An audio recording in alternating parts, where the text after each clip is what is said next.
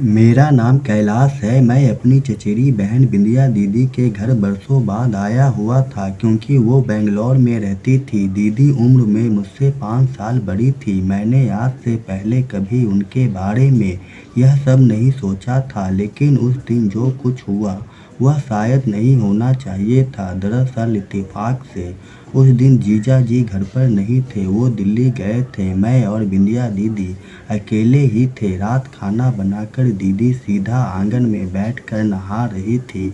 मैं छत से नीचे उतर रहा था तो मेरी नज़र उस पर पड़ी। मैं कुछ देर वहां रुक गया क्योंकि दीदी का चेहरा पीछे की तरफ था। पहली बार मैंने उन्हें इस तरह देखा तो उनके शरीर पर बहुत ही कम कपड़े थे। मैं उन्हें देखने के लिए वापस छत पर गया क्योंकि छत पर दूसरी छोर से आंगन पूरी तरह दिखता था।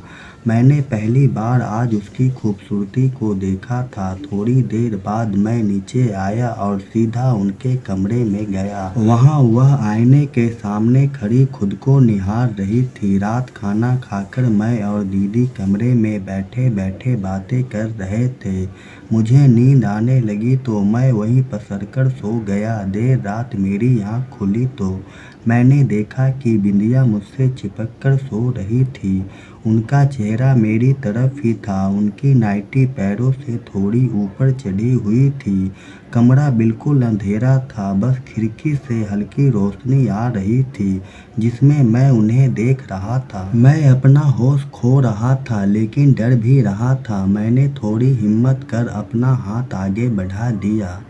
थोड़ी देर बाद मुझे एहसास हुआ कि वह शायद जगी थी क्योंकि उसकी सांसें तेज तेज चल रही थी, बस सोने का नाटक कर रही थी। मेरी हिम्मत बढ़ी और धीरे धीरे मैंने अपना काम शुरू कर दिया। जब सब कुछ हो गया उसके बाद वह थोड़ी सी हिली और करवट बदलकर सो गई। सुबह मेरे जगने से पहले वह जग चुकी थी। मुझे देख उनका व्यवहार नॉर्मल ही था।